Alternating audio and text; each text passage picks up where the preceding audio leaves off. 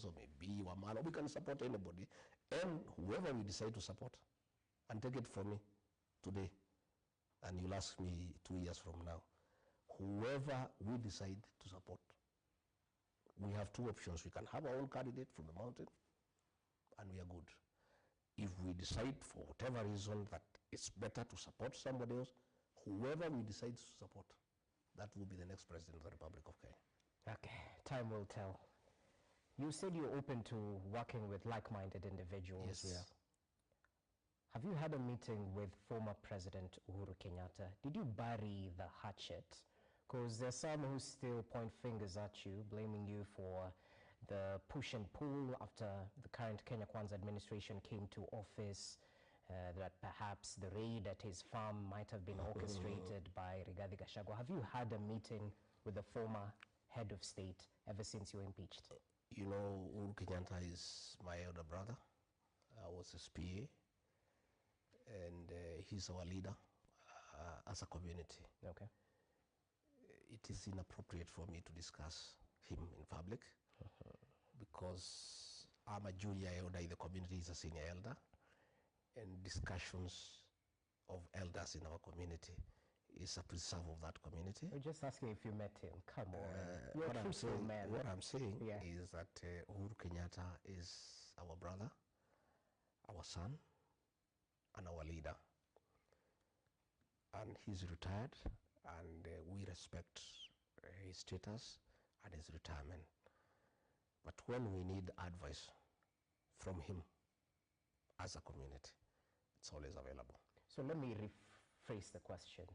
What do you tell those who see former President Uhuru Kenyatta's hand in the appointment of Uhuru's men, as they're commonly referred to?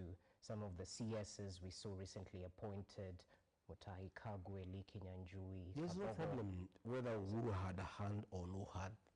It, to me, is irrelevant. And he's a Kenyan. If he proposes some people to be appointed and they are appointed, so be it. What is important for us, especially for the mountain, is that those appointments amounted to nothing, because they were meant to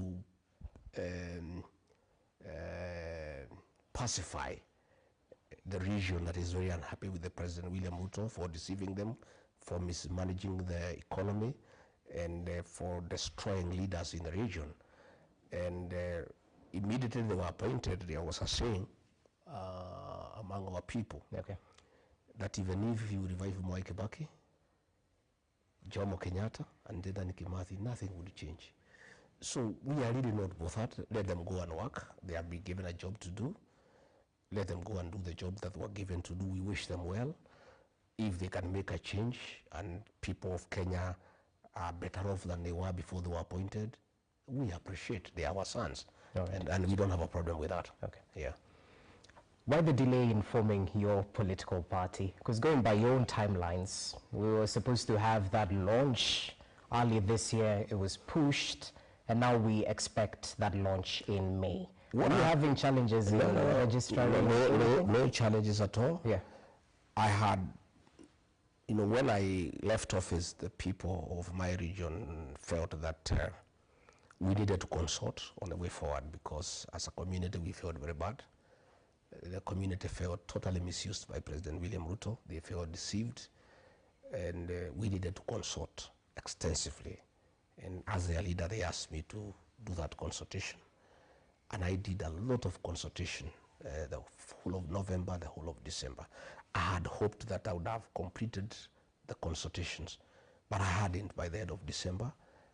Very many people still wanted to come and see me. You have seen even in the whole of January and February, they have been coming. Again, when we started the consultations, I had thought it would be a Mount Kenya affair, but I had not appreciated the interest my leadership had created in the country. And many other Kenyans from all other regions also wanted to consult with me, and therefore we had to extend our negotiations. But be as it may, our political party is ready, and for strategic reasons, I did not want to unveil it before.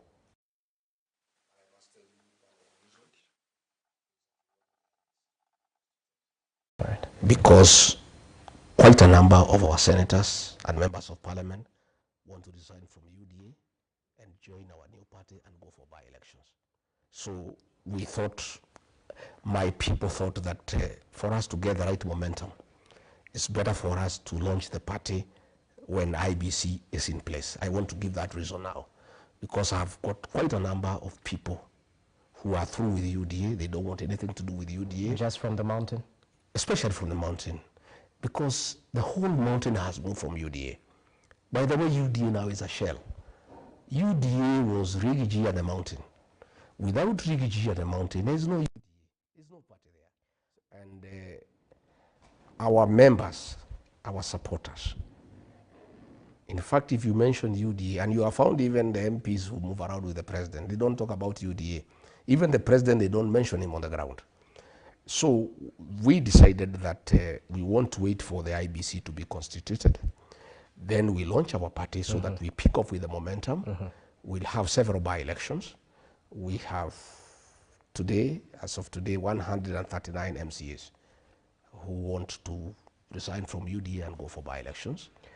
We have. So you're going to force a by-election? We are going to have a simply what you're saying. We are going to force a little general election after IBC is constituted, because our people do not want to live a lie. The mountain people, my brother Rogers, are honest people. They are people of integrity, and they don't know how to pretend. When they are through with something, they are through. And when they want to move on, they want to move on. So we have senators, we have members of parliament, we have MCAs who cannot pretend that they are in UDA. And are they the and they will repeat what Raila did in 1994. And I admire Raila Odinga because I remember 1994. He left Ford Kenya and went to NDP, and he resigned and he was re-elected. And since that time, his career has been very rosy. Even I'm encouraging my MCAs, MPs, and senators, the ones who make that very brave decision, because that is very courageous. To leave a seat you have been elected, you resign and go back to the people. It's very courageous. But I want to assure them, the way I'm listening to our people, any leader who makes that decision will be elected without a doubt, with very serious majority. Number two, they will be heroes of our people. And their politics will be rosy for decades and decades to come. So that is one of the reasons why we have delayed. But I want to say our party is ready. Okay. And I want to correct, I have seen a lot of people trying to say that our party is for the region, for Mount Kenya. It isn't, it's a national party. By the way, I have a lot of people who are interested in joining our party. And the mountain will have a home in that party, but it's a national party for everybody. But that will be the home of the mountain. Just like ODM is a serious party, but is the home of the Nyanza people. Ford Kenya is a serious national party, but is also the home of people from Bungoma and Trans Nzoia. You know, Wiper is a national party, but is also the home of the people of Ukambani. Okay. That's the way politics move, because politics are local. And our interim national chairman is from Kajiado County. Our interim national organizing secretary is from Machakos. Our interim deputy party leader is from Kakamega. Our interim assistant national treasurer is from Kuria in Migori. Ours is a serious national party. I'm the party leader. Okay. It's a serious national party, yeah, but it's the home of the mountain, and that brings in serious numbers, which is good for the party. Because the mountain, you know, we have 6-7 million voters, so it's good for the party to have a base that is strong as part of the national movement. But we have very serious movement. We have very serious following in Kajiado, in Narok, in Samburu, okay, in Kakamega, in Kisii. We are a serious national party. But then tell me this: have you thought of the implications on the taxpayer if you instigate a by-election? Isn't that a selfish move? It's not selfish at all. We just have to be honest. We don't want to pretend to belong where we don't feel comfortable. President William Ruto has hatched a plot to finish us as a people, to destroy our leaders, to destroy our businesses. We cannot pretend. The other day, he chased away our chairman of committees in the Senate and replaced them with ODM people. How do we then pretend? How does the senator of Nyandarua, who was a chairman of a committee, has been removed and replaced somebody from UDM, pretend that he loves UDA? So to hell with the taxpayers because of these leaders. There are many other things that money is being spent, and probably it is not a priority. Okay. So we are saying we need to fix our politics. There is no way you are going to chase away people who got you elected on UDA party and expect them to remain there to support you. They will not. Those people will move on and they'll go for a by-election and they'll be elected, they'll come back to parliament on another party that respects them. But you cannot mistreat people. You mistreat them, you treat them like rubbish, like toilet paper. They helped you be president, they helped you to form the government. Then you use that very government to punish them, to mistreat them, and then expect them to continue staying in UDA and pretending that they are very happy and that they love you and that they are comfortable. Okay. That is deceit. Okay. We don't want politics of deceit and commanship. Interesting. Let's go to Wamunyoro. We might not be in Wamunyoro, but the essence seems to be here. Because needless to say, you've managed to quickly convert your Wamunyoro home into a new center of power, meeting dignitaries, defectors, and planning your next move. But as we witness heightened activity in your Wamunyoro home, you've mentioned up to 400 meetings. That's in 4 months, so each month 100 meetings thereabout. Your critics argue that you're slowly reintroducing the culture of kingmaker in Mount Kenya region, that you would go to the lengths of decampaigning Mount Kenya political leaders. And mind you, it's not based on how they've served the people in their constituencies, in their counties. It's simply based on their political affiliation. Well, to start with, there is no crime in being a kingmaker. Politics is about kingmaking. If regarding Gachagua and the mountain will be the kingmaker in the next election, so be it. There's nothing wrong. And by the way, we'll be king or kingmaker, either way. And there's nothing wrong about that. That is politics, and it's a practicality of Kenyan politics. Number two, there's nothing about Wamunyoro. Wamunyoro is just my home. It's simply I've shifted the base from the official residence of the deputy president to Wamunyoro. I was removed from office, but my followers went with me. So I'm still a leader with a serious weight in the country. And that is why they troop to Wamunyoro. And nobody comes for money there. They bring food, they bring goats, they bring chicken, they bring bananas. They come to see their leader and consult with him. Okay. You know, William Ruto had cheated the MPs from Mount Kenya region that once I'm removed from office, in 2-3 weeks I'll be forgotten. I think he must be having a shock of his life because he didn't understand our people. He was not one of us. We elected him. At a certain point, he imagined he's the leader of the mountain. And I tried to talk to him. I thought, you are not the leader of the mountain. You are just a beneficiary of the mountain's people destined for betrayal. They just voted for you because they felt you had been betrayed. And because they hate betrayal, they voted for you and followed you. But you are not their leader. I'm their leader. And he couldn't take it. And he thought that he would get rid of me and life would just continue. But the entire mountain left with me and followed me to Wamunyoro. That's why you find the places of beehive of activities. The meetings you see in social media are the few that we report. There are many other meetings. You know ourselves, we are descendants of the Mau Mau struggle. We are very secretive people.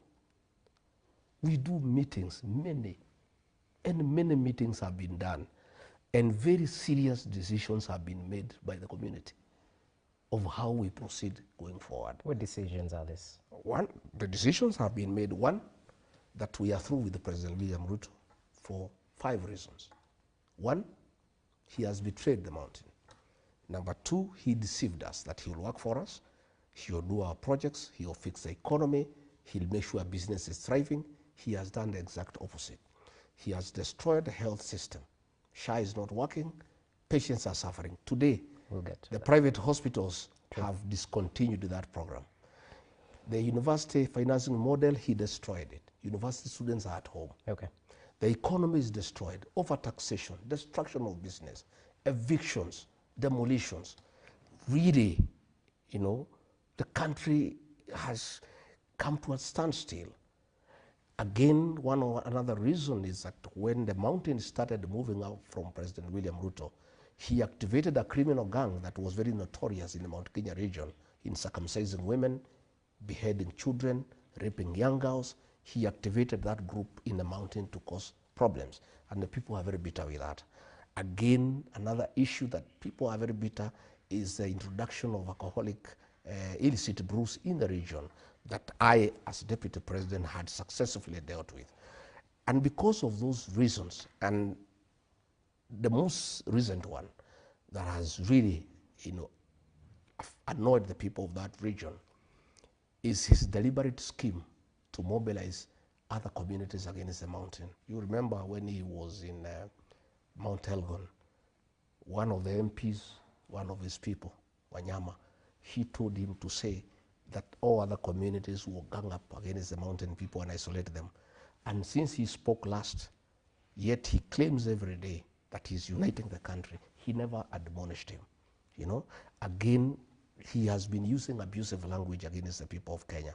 That has really annoyed the people, calling people stupid, you know, saying they are possessed by demons, you know, and you know, lacking respect for the people. And the people who made him president, the mountain people, because their vote was very decisive, it was 43%. He has turned against them, so they are through with them. So what they have told me in those consultations is that we must be in the next government through two methods. One, to consolidate our votes to 8 million votes and look for other friends and have a presidential candidate from the mountain. If we find the numbers are okay, we proceed.